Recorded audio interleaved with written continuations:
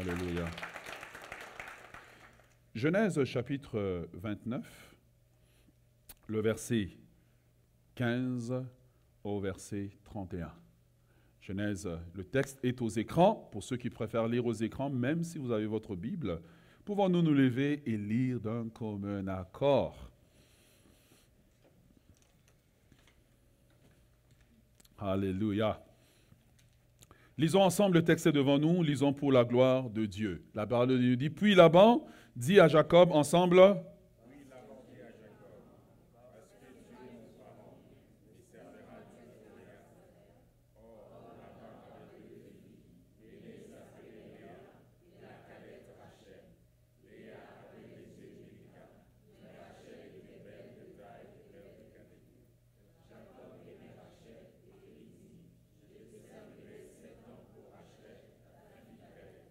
et Laban dit, j'aime mieux te la donner que de la donner à un autre homme, reste chez moi. Verset 20. Ainsi Jacob servit 7 ans. Mhm.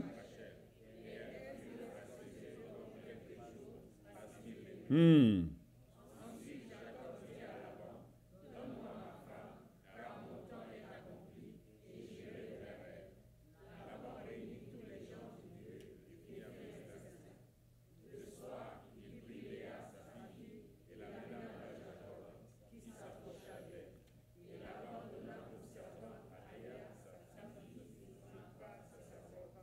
Le lendemain matin, voilà, c'était Léa.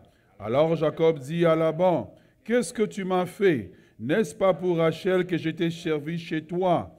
Pourquoi m'as-tu trompé? Et Laban dit, ce n'est point la coutume dans ces lieux de donner la cadette avant l'aînée. Achève la semaine avec celle-ci, et nous te donnerons l'autre aussi pour le service que tu feras encore chez moi pendant cette nouvelle année.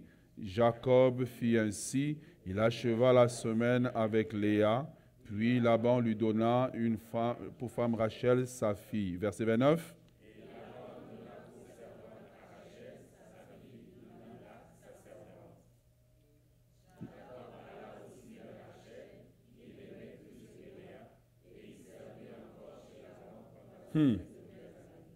L'Éternel vit que Léa n'était pas aimée, et il la rendit féconde, tandis que Rachel était stérile. Seigneur, parle-nous. Nous sommes réunis en ces lieux pour que toi, le Dieu d'éternité, tu nous parles.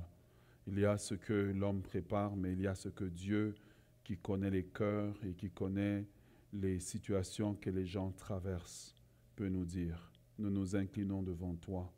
Que la parole ne vienne pas avec la sagesse de la philosophie et de l'éloquence humaine, mais qu'elle vienne avec le rhéma de Dieu, avec la puissance de Dieu, qu'elle convainc, qu'elle transforme. Dans le nom de Jésus, nous avons prié. Amen. Gloire à Dieu. Je commence par vous annoncer que le mois de juin à la Citadelle sera consacré comme mois de la famille. Je répète, au cas où vous avez... Le mois de juin sera consacré comme mois de la famille. Et donc, pendant ce mois, nous voulons vraiment mettre l'accent sur nos familles. La famille est tellement en difficulté ces derniers temps que nous voulons apporter non seulement des enseignements sur la famille, mais encourager aussi les familles à faire des activités. Et donc, Dieu est en train de nous parler. Reset, reset, reset. Dieu veut mettre les compteurs à zéro dans ta vie. J'aime beaucoup l'histoire d'Abraham, Isaac et Jacob, et surtout l'histoire de Jacob, parce que ce que j'aime, c'est que la Bible n'a pas honte, en fait, de nous présenter les personnages et les histoires telles qu'ils sont. Dieu n'a pas honte de présenter un David qui est tombé, parce qu'il est capable de nous présenter un David qui s'est relevé. Dieu n'a pas peur de nous présenter un Samson qui est tombé, parce qu'il peut nous présenter un Samson qui s'est relevé. Et dans l'histoire ici de Jacob, alors que Jacob est arrivé finalement chez Laban, qui est son oncle, qui deviendra son beau-père, parce que les cultures de l'époque permettaient ces mariages-là, Jacob va se retrouver en fait dans une famille compliquée, des relations de famille compliquées. Et les familles de Jacob la famille de Jacob, la famille de Laban, ressemble beaucoup à la plupart des familles aujourd'hui qui sont avec des relations compliquées. Vous les voyez à l'église, ils prient tous, ils chantent tous, mais en fait, quand tu écoutes les histoires, c'est des histoires compliquées, complexes, et la complexité des relations entre Jacob, Laban, Jacob et ses deux femmes, les femmes entre elles, les enfants entre eux, tu as l'impression qu'ils vont s'entre-déchirer, se tuer, et tu te demandes, mais est-ce que c'est vraiment une famille qui connaît Dieu, ou c'est vraiment, comment dire, l'armée des ténèbres qui est en train de fonctionner? Mais malgré tout ça, Dieu a un plan et Dieu a un projet. Ce n'est pas parce que ta famille est en crise que Dieu n'a pas de plan, que Dieu n'a pas de projet. Malgré les plans que l'ennemi fait pour déstabiliser ta famille, Dieu a toujours des plans et Dieu a toujours des projets. Quelqu'un me donne un amen. Alors le thème de ce message de ce matin, c'est « Tu peux enfin être libre ». Est-ce que tu peux le dire à ton voisin avec un très grand sourire de la part de Dieu pour lui dire « Tu peux enfin être libre ». Libre.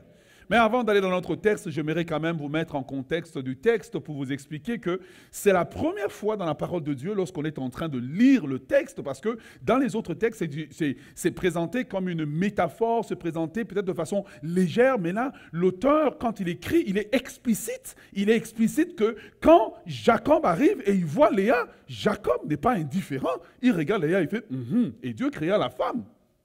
Il voit Rachel plutôt. Il dit, oui, Dieu créa la femme. Et Jacob arrive, il voit Léa, il voit Rachel, il aime Rachel, son cœur va bondir pour Rachel.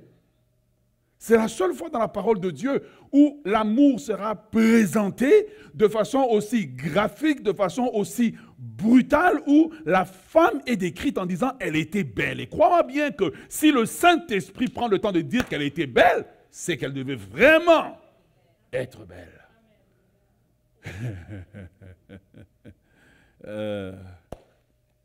Elle était belle et elle a trouvé l'amour. Elle était belle et elle a trouvé un homme qui l'aimait.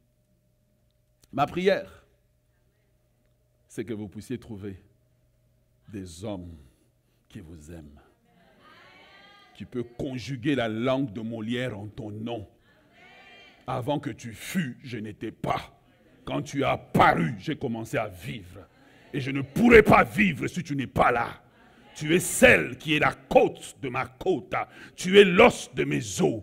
Je t'aime tel que tu es. Mes parents te voient comme un danger pour ma vie. Mais mon cœur est parti vers toi. Oh yes.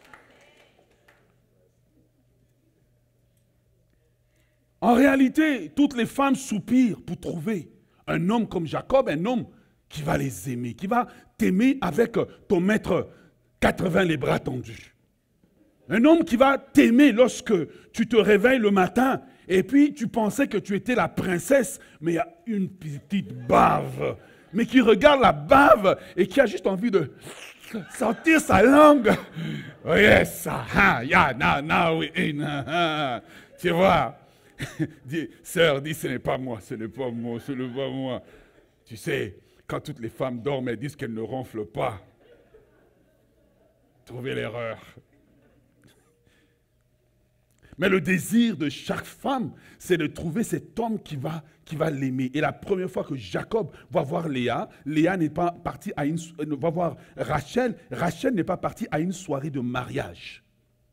S'il vous plaît, mettez-vous dans le contexte. Elle n'est pas dans une soirée de mariage. Elle n'est pas chez elle où elle a fini la journée, où elle est maquillée, elle est arrangée, elle a mis sa 6e...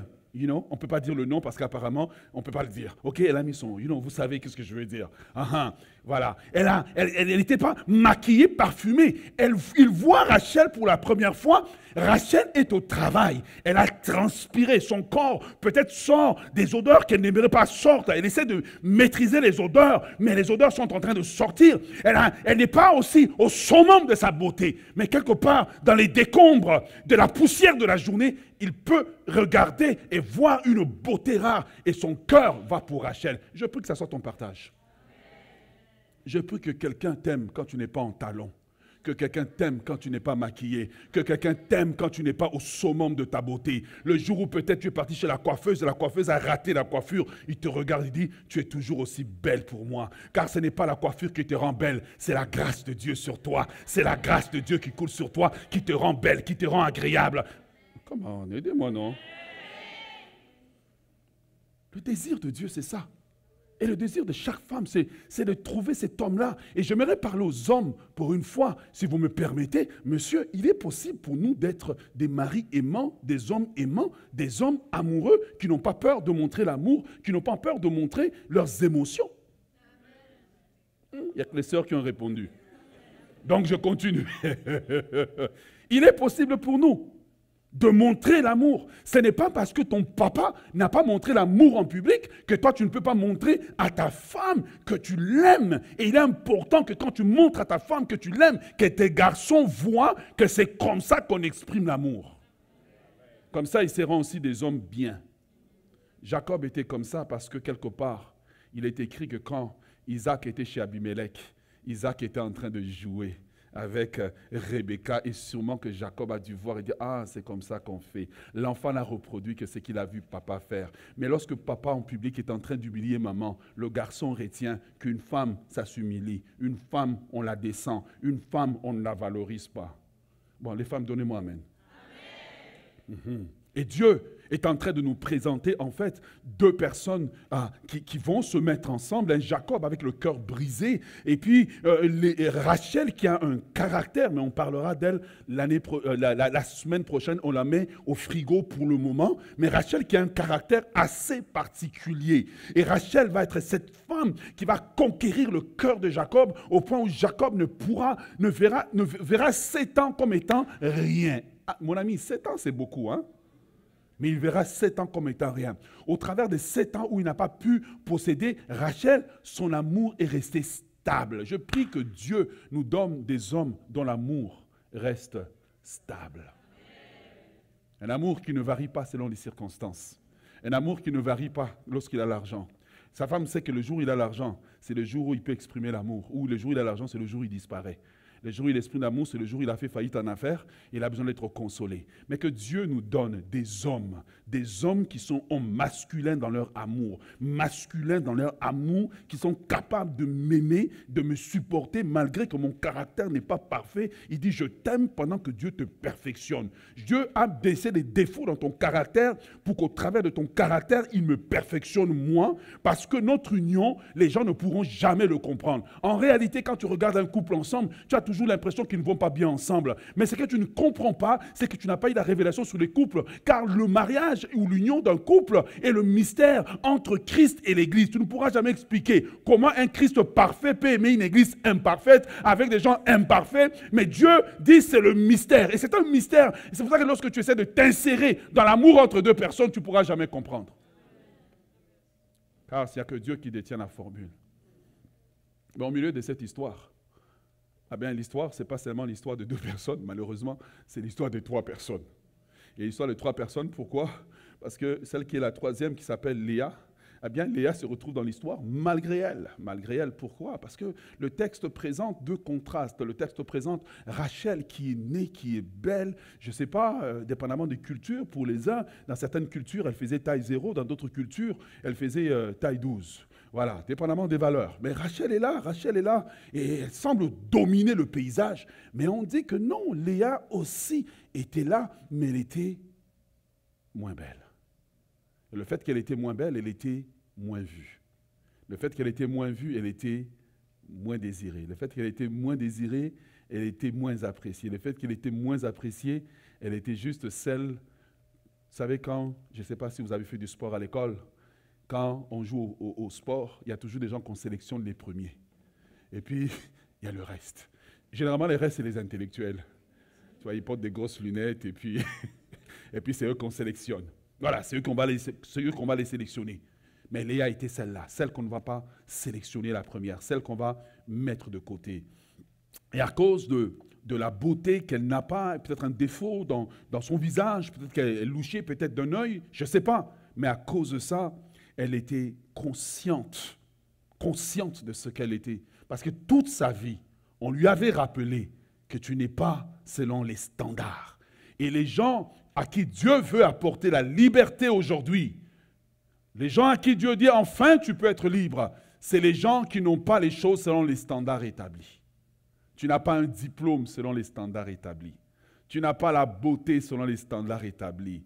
Tu n'as pas le caractère selon les standards établis. Et à cause de ça, Léa développe un sentiment d'infériorité, une faible estime de soi.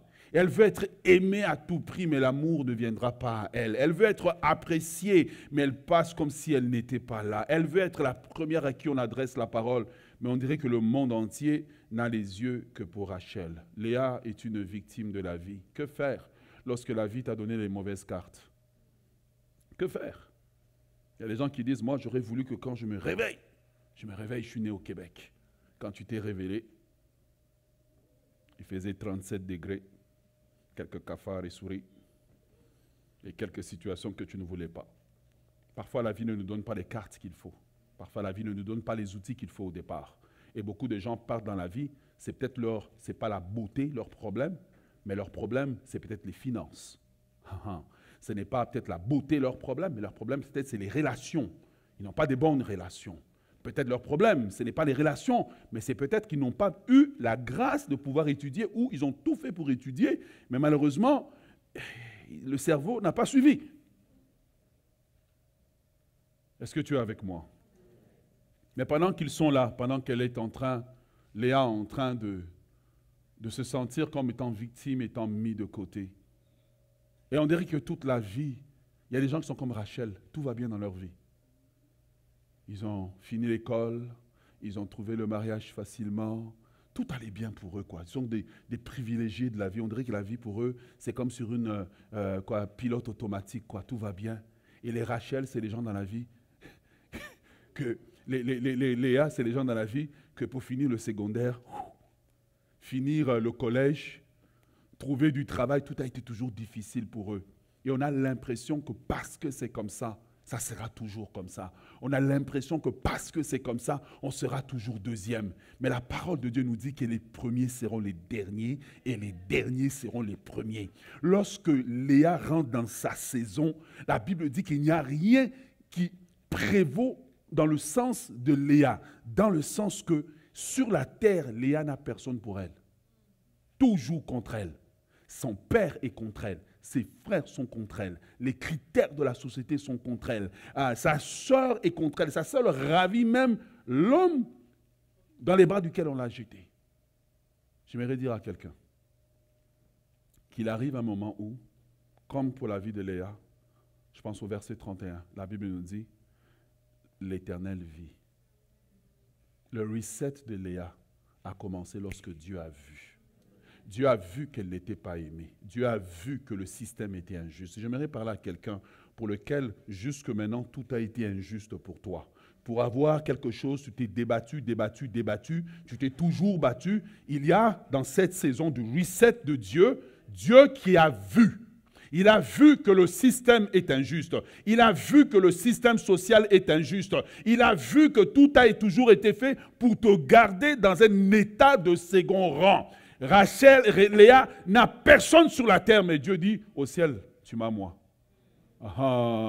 Au ciel, tu m'as moi. Tu peux avoir les hommes, mais la parole de Dieu nous déclare que si Dieu est pour nous, qui sera contre nous? À un moment donné, dans le camp de Léa, il n'y avait plus un homme qui était en train de jouer parce qu'il n'y avait personne qui voulait d'elle, parce qu'elle n'avait pas les critères, elle n'avait pas ce que les hommes attendaient, mais quelque part dans son camp, Dieu est entré comme le 12e joueur. Quelque part, Dieu est entré comme l'arbitre du match. Et Dieu, à un moment donné, a regardé le match qui se jouait dans la vie de Léa.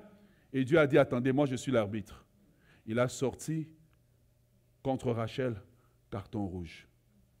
Il a regardé Laban, carton rouge. Il a regardé Jacob, carton rouge. Il dit à Léa, maintenant que le terrain est vide, va marquer le but. C'est ce que Dieu veut faire dans ta vie.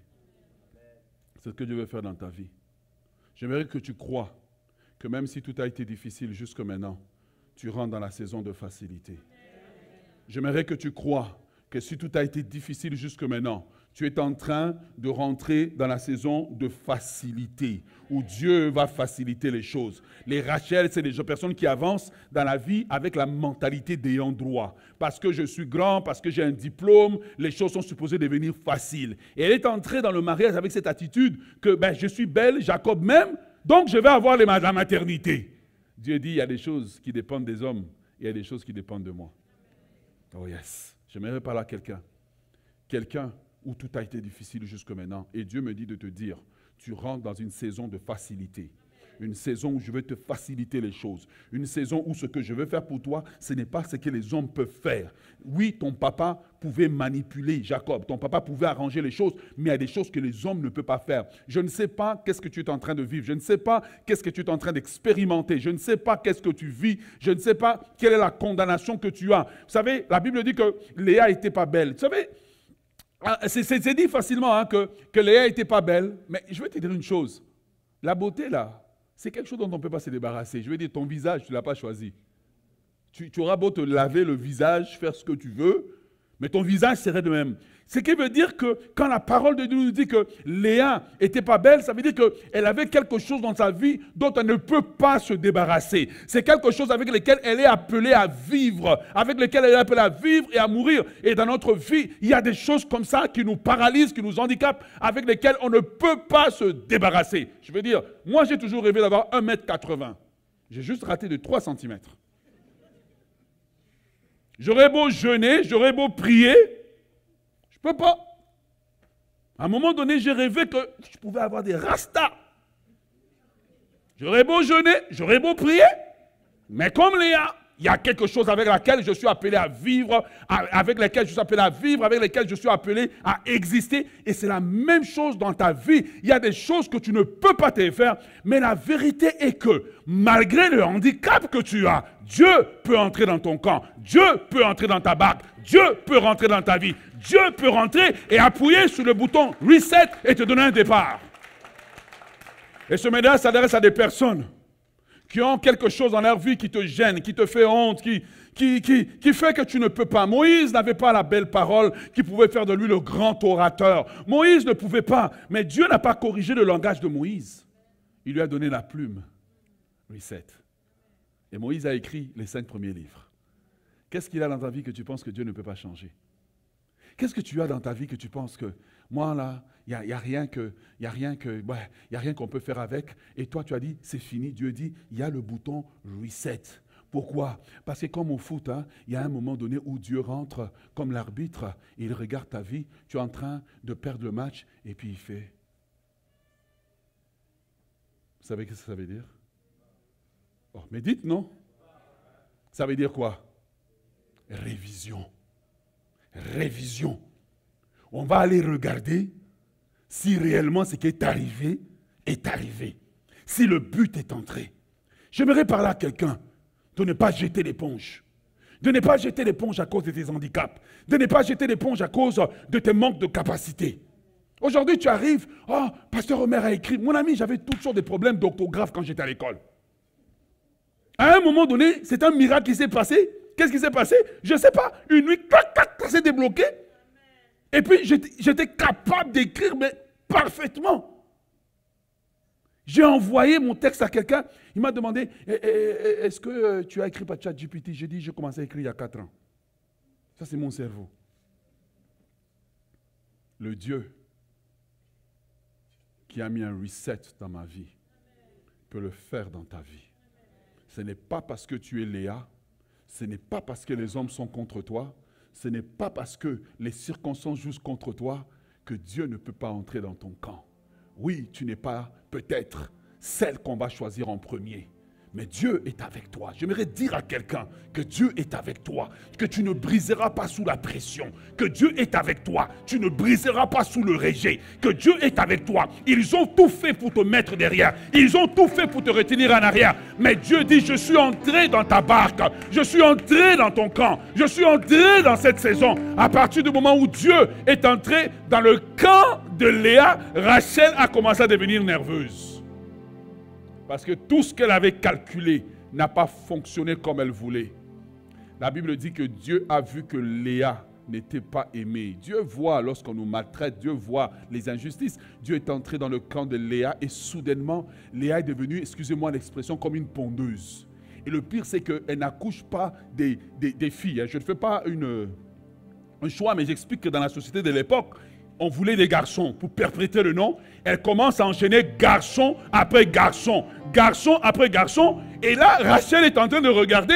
Elle dit, mais je ne comprends pas. Je suis belle, mon mari m'aime, toujours en ma faveur. Les hommes m'ont toujours aimé, les hommes m'ont toujours préféré. Les hommes peuvent t'aimer, les hommes peuvent te préférer. Mais si Dieu te préfère, tu passeras toujours devant les gens que les hommes ont aimés, que les hommes ont préférés.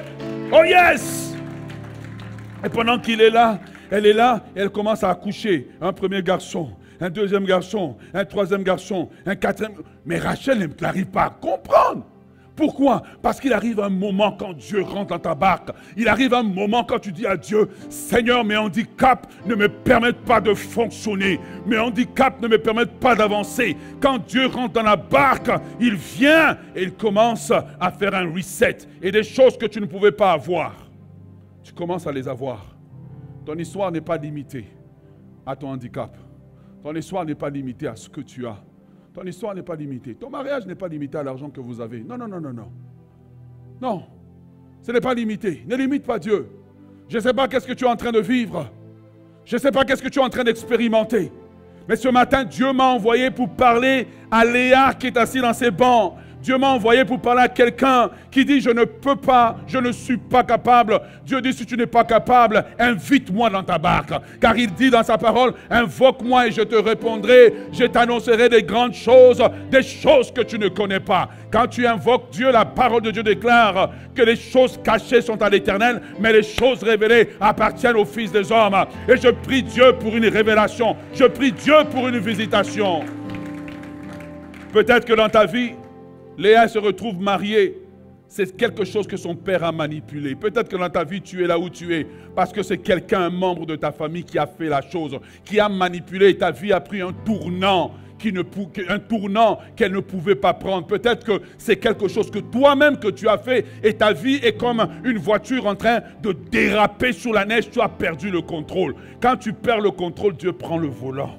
Et il commence à redresser le volant. Et il commence à redresser le volant. Il dit, si tu as perdu le contrôle, moi Dieu, je ne perds pas le contrôle. Moi Dieu, je tiens ta vie entre tes mains. Moi Dieu, je peux corriger l'histoire de ta vie. L'histoire de Léa est l'histoire d'un Dieu qui rentre dans la vie d'un homme pour corriger l'histoire de l'homme. Pour faire que ceux qui pleurent ne pleurent plus. Pour faire que ceux qui sont abattus ne sont plus abattus.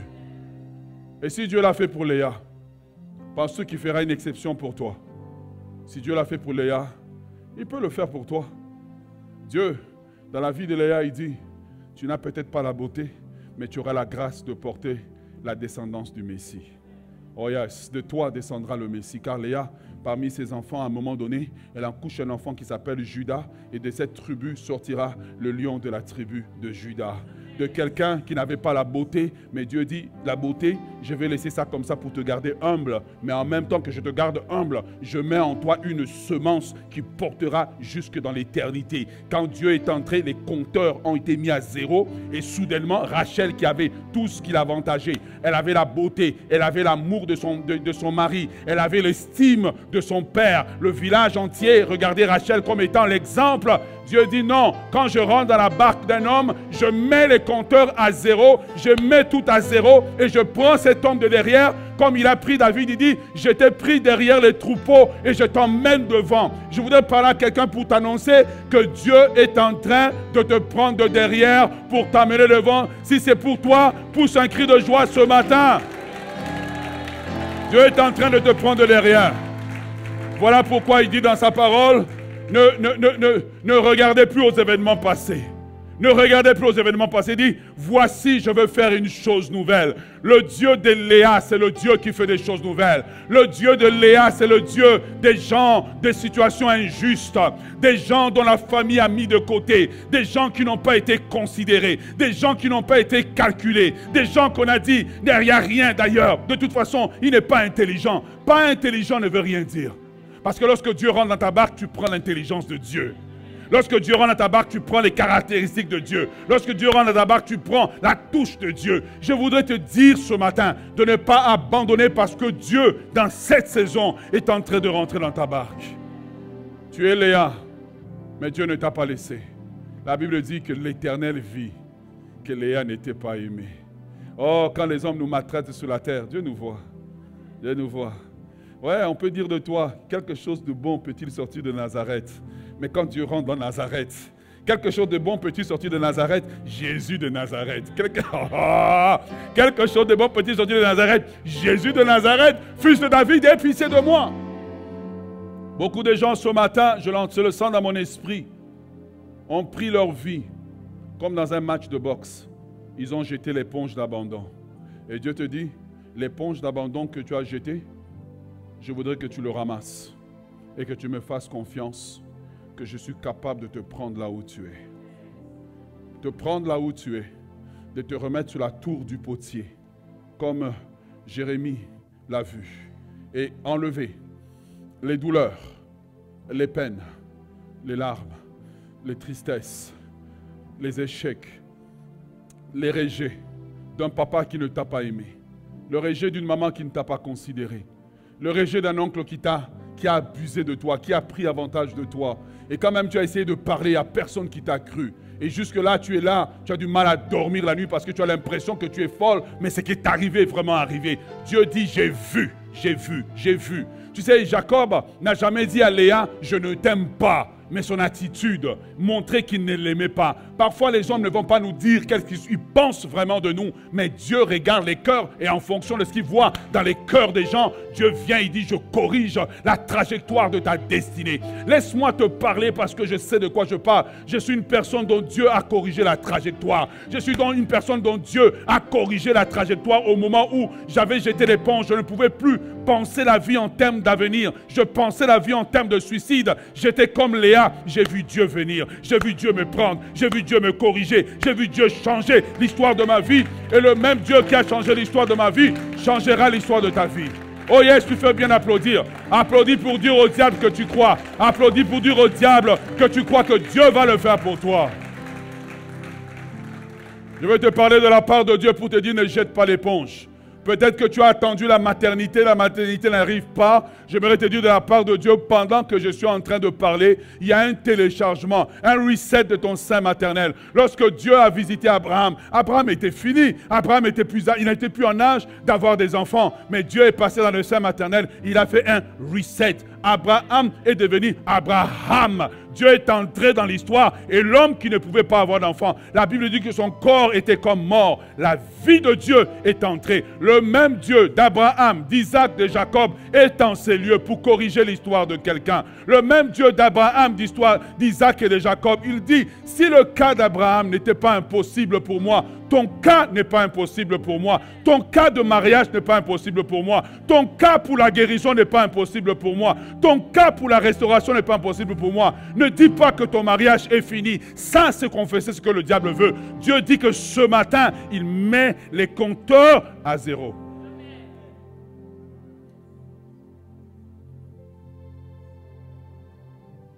Saison de révision. Saison de révision. Saison de révision. Où Dieu rentre dans le terrain. Carton rouge. Carton rouge. Carton rouge. Il te dit, avance maintenant. Qui t'a dit que ta vie finira comme elle a commencé? J'aimerais que tu commences à découvrir qui tu es. Un trésor ambulant. Une merveille que le monde doit découvrir. Une merveille que le monde doit découvrir. Oui, peut-être que tu as été enfoui sous les décombres de rejet, mais Dieu dit en dessous de là où tu es, comme je sortis Léa, pour faire que son nom continue jusque dans l'éternité, je te prends là où tu es et je vais corriger l'histoire de ta vie.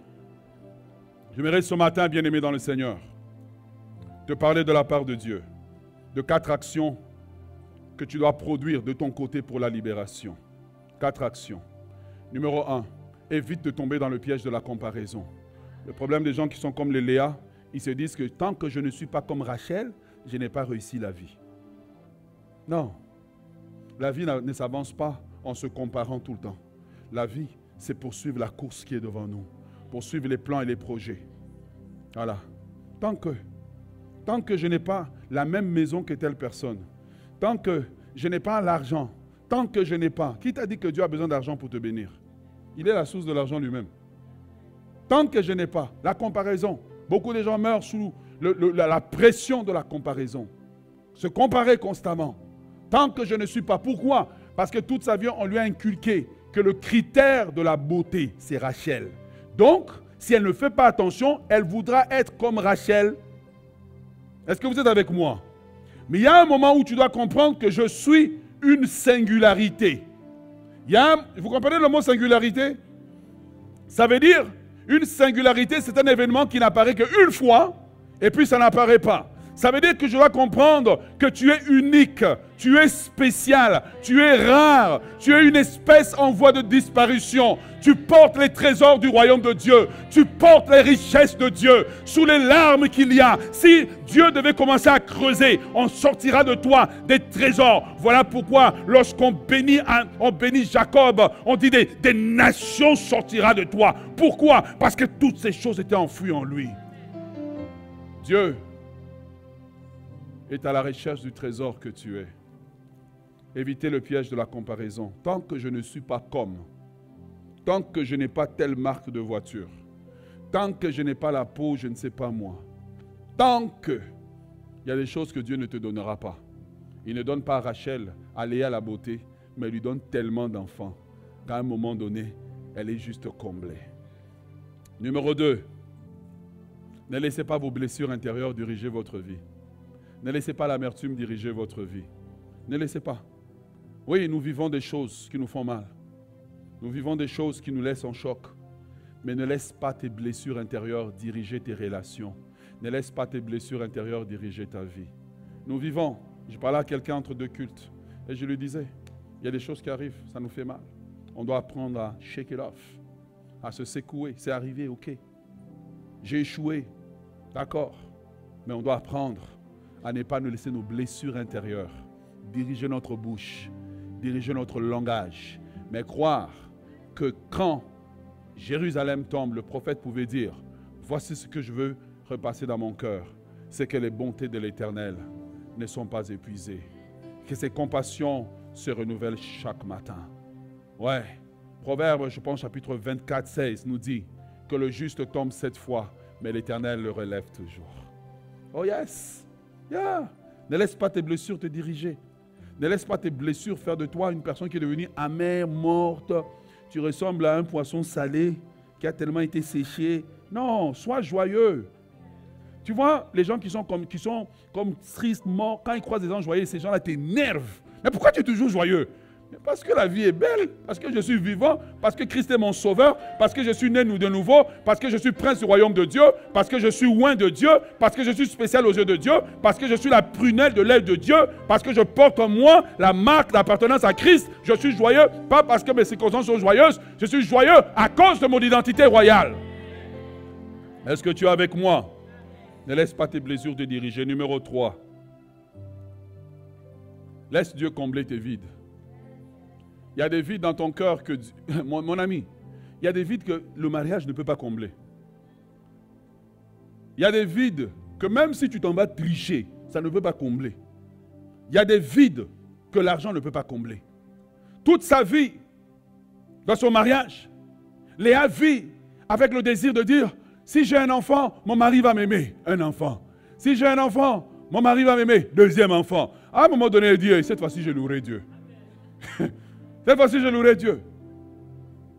Tu sais, quand tu vis la vie en essayant de plaire à tout le monde, en pensant que ça va te combler, tu vas comprendre que tu ne vis pas ta vie. Tu vis plein d'autres vies des autres. Il y a des moments où tu dois accepter que seul Dieu ici peut combler le vide que j'ai. Seul Dieu, ce n'est pas mon mari. Si vous vous mariez pour que votre mari comble le vide de votre cœur, vous serez malheureux. Il n'y a que Dieu qui peut combler le vide. Et elle est arrivée à cette... En fait, son bonheur a commencé le jour où elle a réalisé que ce Jacob, il ne m'aime pas, il ne m'a jamais aimé et il ne m'aimera pas. C'est le jour où sa libération a commencé. C'est le jour où sa libération a commencé. Le jour où j'accepte que ben, la relation, elle ne peut pas être plus que ça. J'accepte que j'ai tout fait et la chose est irréparable et je laisse les choses entre les mains de Dieu, que seul Dieu peut combler. Il y a des choses dans mon cœur, dans ton cœur, que même si quelqu'un vient te demander pardon, la douleur sera là dans 10 ans. Parce que cette douleur-là, il n'y a que Dieu qui peut l'enlever. Donc, t'asseoir avec quelqu'un, tu m'avais fait ça, demande pardon, il demande pardon. Une semaine après, demande pardon, il demande pardon. 3 semaines après, demande, 6 mois, demande. Mon ami, ça ne va rien combler. Le trou, il sera là. Pourquoi? Il y a des choses dans notre cœur que seul Dieu. Et qu'est-ce que Léa a fait? Elle a juste libéré Jacob. Il dit, c'est bon, je te relâche. Je sais que de toi, je n'obtiendrai pas quelque chose qui comble mon vide. Et le problème de beaucoup de gens, c'est qu'ils sont attachés à des relations, attendant que ça les comble, alors que Dieu, c'est le seul qui peut combler. Oh yes. Il n'y a que Dieu qui peut combler. Les jours où tu arrives à cette réalisation, tu commences à devenir mature. Que tu comprends que la personne autour de... Regarde, je vais vous expliquer pourquoi Jacob ne peut pas combler Léa. Lui-même, c'est un rejeté. Son papa l'a rejeté. Son papa ne l'a pas reconnu. C'est un accidenté de guerre. Comment un homme comme ça peut aimer normalement? Il ne peut pas aimer. Il arrive là, on le manipule en plus. Donc quand il regarde Léa, il a la colère. Il a la colère, il dit, mais si. Ouais. Comme il y a des gens, il dit, si tu n'étais pas tombé enceinte, je ne t'aurais pas marié. Mais bon, les conventions sociales faisaient qu'il fallait que je te marie. Qu'est-ce que tu as besoin pour que ton cœur soit comblé? L'argent ne peut pas combler. Il y a des choses, il n'y a que Dieu qui peut les faire. Et le jour où tu réalises ça, c'est là que tu commences à choyer la présence de Dieu. Il y a des conjoints. Tu sais, parfois tu viens tellement blessé dans le mariage et tu veux faire de l'autre ton psychologue, ta bouée émotionnelle. Mais Jacob ne peut pas combler Léa. Lui-même, c'est un brisé qui n'est pas encore réparé. Il y a des choses que ton mari ne peut pas t'offrir. Please, accepte-le and move on. Sache que ça, je ne peux pas recevoir de lui. C'est correct, on est déjà mariés, je ne peux pas recevoir de lui. Mais le problème des gens, c'est qu'ils ont l'idée du mariage d'Hollywood. Hein? Où tout est parfait, on va au gym ensemble, on fait des promenades. Et non, parfois, ce n'est pas ça qu'on a. Parfois, on a le couple Léa, Rachel, Léa, Jacob. Et c'est comprendre qu'il y a des vides dans mon cœur. Il n'y a que Dieu qui peut les combler. Parce que ce Jacob, je ne sais pas comment s'appelle ton Jacob. Jake pour les intimes. Jake, il y a des choses qu'il ne peut pas faire. Jake, il voudrait t'aimer, mais lui-même n'a pas été aimé. Comment peut-il donner ce qu'il n'a pas reçu? Et c'est comme ça que certains couples deviennent compliqués. Parce que tu attends tellement de moi. Mais moi-même, je ne peux pas te donner ce que je n'ai pas. Parce que le vide que tu as, moi, je l'ai en double. Sauf que je ne le sais pas. Et je ne sais pas aimer de la manière dont tu aimerais être aimé. C'est là que tu comprends que David, quand il dit « Je lève les yeux vers les montagnes », d'où me viendra le secours? D'où me viendra l'amour dont j'ai besoin? Il n'y a que Dieu qui peut me combler. Comprendre que ça vient de Dieu. 4. Pour être enfin libre. Pardonner. Pardonner. Pardonner. Pardonner. Pardonner. Le secret d'un mariage qui perdure et qui est bien, c'est le pardon. Le secret d'une famille non dysfonctionnelle, c'est le pardon. Pardonnez. Pardonnez à ceux qui vous ont fait du mal. Pardonnez à ceux qui auraient dû vous aimer et qui ne vous ont pas aimé. Pardonne au père qui aurait dû être là pendant que tu grandissais. Et tu étais enfant et tu pleurais la nuit pour voir ton papa. Tu as même commencé à pointer le voisin comme étant ton papa. Mais ce n'était pas ton papa. On s'est moqué de toi à l'école. Et tu as été brisé parce que tu n'as pas eu de père. La seule façon d'être libre, c'est de pardonner. Le pardon me permet de pouvoir me réapproprier ma vie. Me réapproprier ce que j'ai. Pardonner à ceux qui auraient dû être là pour vous et qui n'ont pas été là. Jacob aurait dû être là pour Léa. il n'a pas été là. Laban, le papa, aurait dû être là pour Léa, mais il n'a pas été là. Sur qui tu comptais qui aurait dû être là, qui n'a pas été là? Tu dois libérer cette personne afin que toi-même, tu puisses enfin être libre. Être libre. Le reset de Dieu. Dans ce deuxième message, nous voyons que quand Dieu commence un reset dans notre vie, ça prend aussi notre collaboration. Nous l'avons vu la semaine passée dans le cas de Jacob. Que Jacob, lorsque Dieu a opéré le reset, ça prenait sur la terre qu'il agisse. Cette semaine, nous le voyons dans la vie de Léa. Que Léa, lorsque Dieu appuie sur le bouton reset au ciel, elle doit s'engager dans le programme de Dieu. Mais qu'est-ce que le diable va faire? Et tu vas le pardonner aussi facilement après ce qu'il a fait, c'est que tu es faible. Tu vois, c'est ça que le diable fait.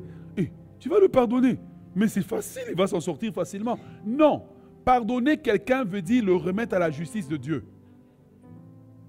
Pardonner quelqu'un veut dire, Seigneur, je remets ce cas entre tes mains, mais moi, je vais être libre afin de vivre ma vie. Pardonne au fiancé qui t'a promis qu'il allait te marier et puis il a disparu. Pardonne. Pardonne à ceux qui ont pris avantage. Le secret de Léa, c'est cette capacité de ne pas se comparer. Le secret de Léa, c'est cette capacité de comprendre que j'ai besoin de guérir de mes blessures intérieures. Le secret de la libération de Léa, c'est comprendre qu'il y a des vides dans ma vie qu'il n'y a que Dieu qui peut combler. Mon père ne peut pas les combler. Ma mère ne peut pas les combler. Il n'y a que Dieu. Le secret de Léa, c'est comprendre que j'ai besoin de pardonner afin d'être libre. Est-ce qu'on peut se lever et acclamer le Seigneur ce matin?